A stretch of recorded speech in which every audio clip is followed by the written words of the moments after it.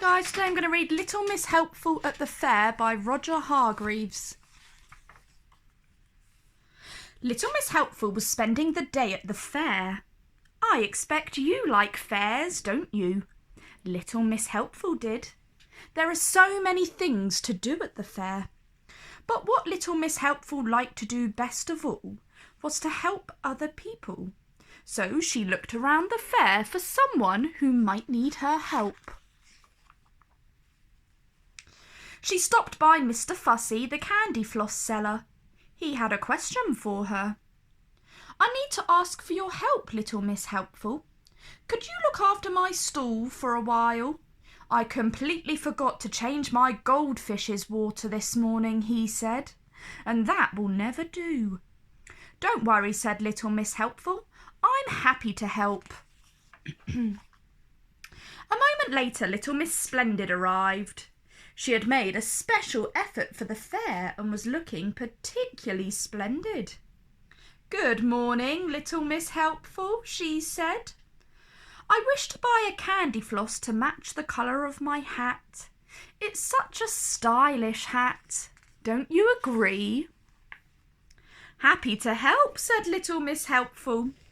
She pressed the button to switch the candy floss machine on. Brrr!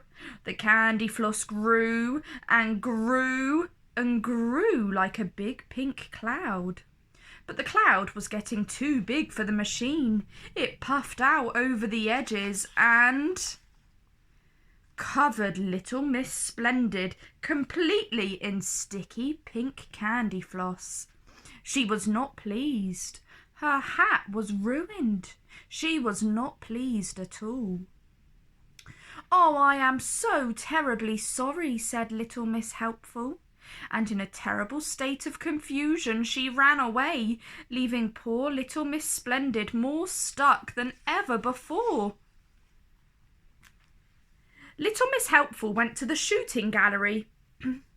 Little Miss Helpful at the shooting gallery? That doesn't sound like a very good idea, does it?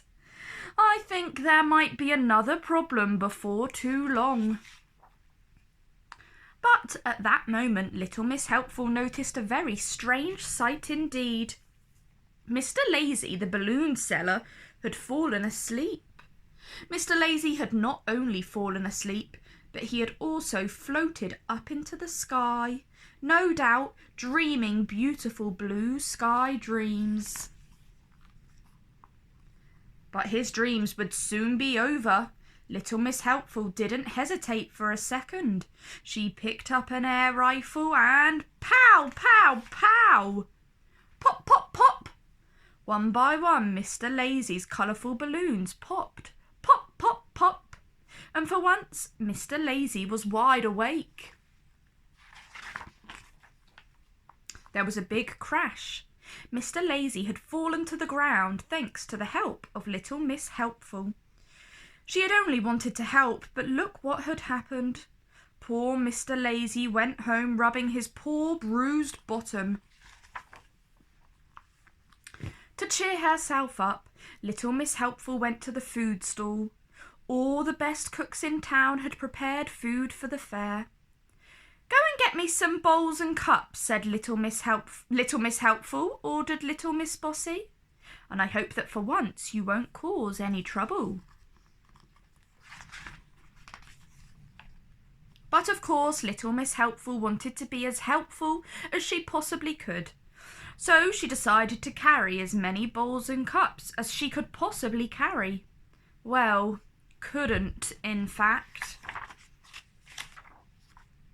The huge pile of cups and bowls wobbled this way and that. It was tipping dangerously. Where are those bowls? Asked Little Miss Bossy impatiently. What on earth is going on? I didn't ask you to do a dance as well. Poor Little Miss Helpful was finding it so hard to keep her balance. She was dancing this way and that, trying to keep everything from landing in a heap on the floor. But alas, 1 bowl, 2 bowls, 10 bowls, all the bowls and cups tumbled down around little Miss Bossy and broke into 1,000 pieces. And who do you think landed in the middle of the table with all the food? Little Miss Helpful, of course. Yum! That's the best potato salad I've ever tasted, said Little Miss Helpful. You must give me the recipe. Everyone burst out laughing, even little Miss Bossy. And what do you think was the most popular attraction at the fair that day? Why, little Miss Helpful's cups and bowls dancing act, of course. The end. If you enjoyed that story, like down below and subscribe to my channel.